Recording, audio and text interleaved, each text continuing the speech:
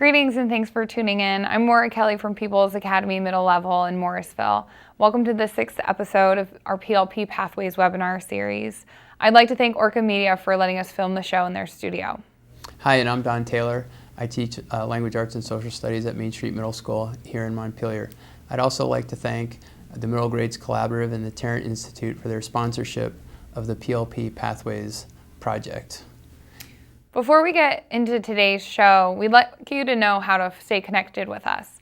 You can visit our site, PLP Pathways. You can follow us on Twitter and keep tabs on the project through our blog. We'll show you these again at the end of the show.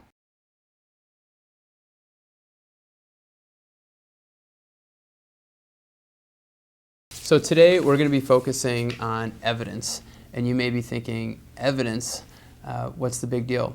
Well, as part of the PLP process, students are setting goals, and those goals can be related to their academic standards, it can be related to their transferable skills, extracurricular activities, or they may have personal goals that they want to see reflected on their PLP. Once they set those goals, they're reflecting on their progress on a regular basis. In our case, they're using Blogger to reflect and tag entries that reflect on how they're doing towards their goals. But most importantly, they need to start collecting and curating evidence that's going to demonstrate not only their achievement of those goals, but also their progress towards those goals. So today we're going to talk about a couple different kinds of evidence that teachers may want to consider when they are having students collect evidence to put on their PLP to demonstrate the achievement of these goals. So the first type of evidence we want to emphasize is related to course objectives or elements of the PLP.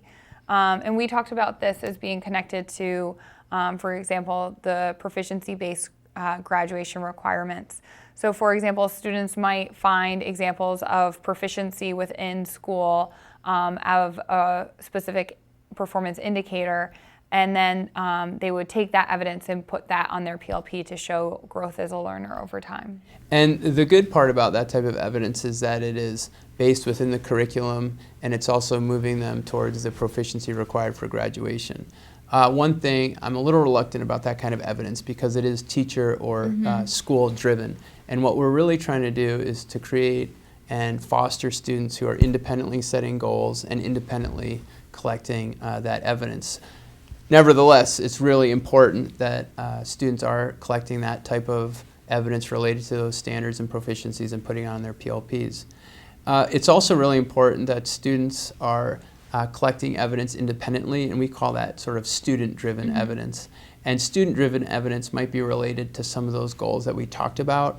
They might have goals within school that are outside of the academic curriculum. So they might have tech ed goals, they might have computer programming goals, and we want them to be able to collect that evidence and put it on the PLP to demonstrate how they're growing and how they're learning. One example of that would be, I have a student who had a goal around perseverance. She wanted to teach herself how to create some 3D origami sculptures. And she was able to meet that goal that she set for herself, and now she's working on a communication skill, running a class teaching other students how to create these. And so it doesn't happen during the day, but it's student-driven, and through her collection of evidence, she's been able to move herself through several goals this year. And one thing I might add, and that I just remembered, is that it's important also that we're fostering some responsible technology use in collecting these goals. Because in my class, it's turning out that visuals, photographs, or short videos can be incredibly meaningful and valuable, not only as pieces of evidence, but also then to reflect on and also to use to build the next set of goals. And in that way, I think teachers really should be thinking about all these types of evidence because it allows kids to reflect using concrete examples, and it also allows them to build into that next cycle of goals that I think is really important. Are there other goals that students may have? One of the things that we've found, and Don and I have talked about before on our webinar, is when students do things that are above and beyond, or they have opportunities where they're going out and learning something that may not be connected to one of their goals, but we like to have them collect evidence and reflect on that because it could help them set goals in the future that are meaningful to their own passions.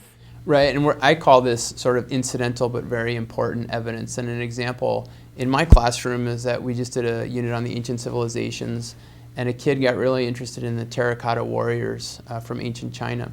And he found that you could go to a website and you could download a model of the terracotta warrior, and then you could 3D print it, which he did, which was really interesting and combined technology and the learning objectives that we were trying to meet. But then he extended that and he made an instructional video to assist other kids in that same process. And that evidence is critical because now not only is it a demonstration of his growth in learning, but how he's mastered the subject to the extent that he could teach it. But now we can also look at his video production. We can also look at that video and say, hey, is there a way that you could extend these capabilities out into an area of interest and also link that specifically to goals and the transferable skills. So I think in sum, we just want to encourage teachers to really be thinking about evidence.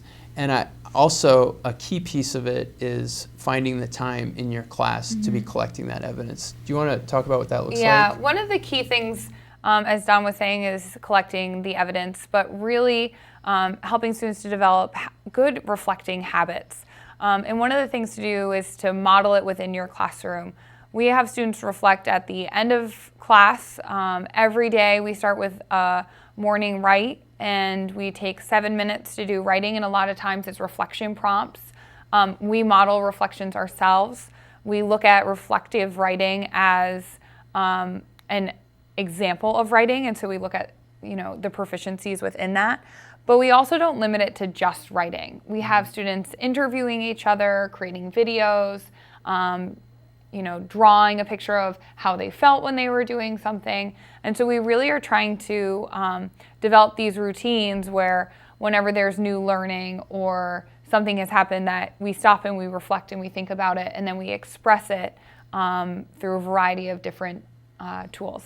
I really think that's important. I get in the rut of asking kids to reflect using Blogger almost exclusively, and this is an example of how implementing PLPs and talking about PLPs and continuing your professional development can really assist in improving your teaching practice. Because a few of the things that Maura just mentioned, the interviewing piece, the drawing pictures and using models as a way of reflecting are just as important as writing, and can also motivate and engage learners who may not find writing to be their favorite way of reflecting. So that's a great point, and I think we'll end today's episode with that.